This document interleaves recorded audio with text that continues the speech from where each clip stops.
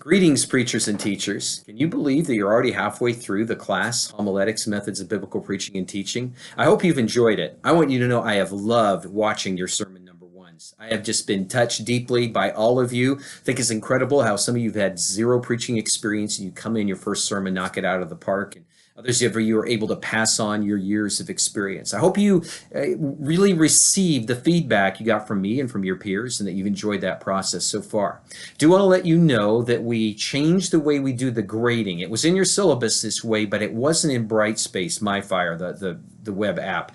And so our team at Learning House had to change some things today to be able to get the 70% from me and the 30% from your peers. And so you might have seen some of the numbers change a little bit. That's why, and that's what's going on right there.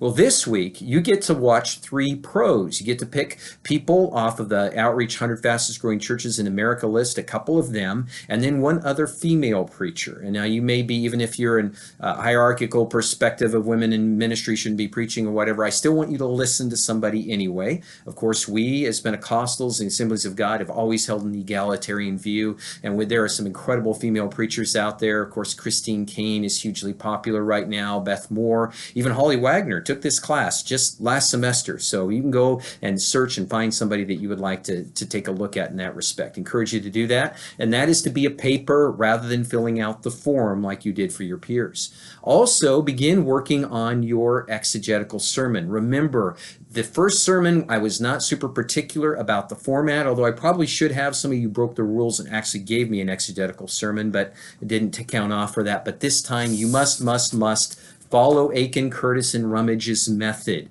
If you wonder what that is, take a look at the book. Look at the samples under week 6. You will see a couple of really good ones from last year and what they did. Also look at the rubrics so you know what I'm looking for in your preparation documents. I want to see that you've gone every step of the way in putting it together, analyzing, critiquing that passage, taking a look at that, seeing how all of those pieces fit together, and then putting together a sermon. Remember, you don't teach the whole text. I want to have a single thread. I want a single message, an idea you can communicate in a single sentence, but I want it to come from just working and digging deep into that passage itself. Lay all those things out. And this prep piece is going to count way more than the other.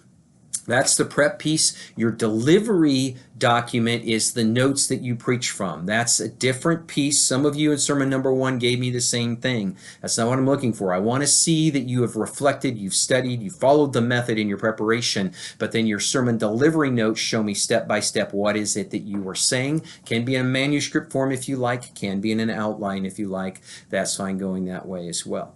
Again, give each other feedback, encouragement in your discussion forums, and then you get to look forward to reading Tim Keller this week, and then next week you get to have fun looking at some humor, and you'll wrap up by taking a look at teaching. Well, God bless. It's been great to have you in class, and I look forward to seeing more from you.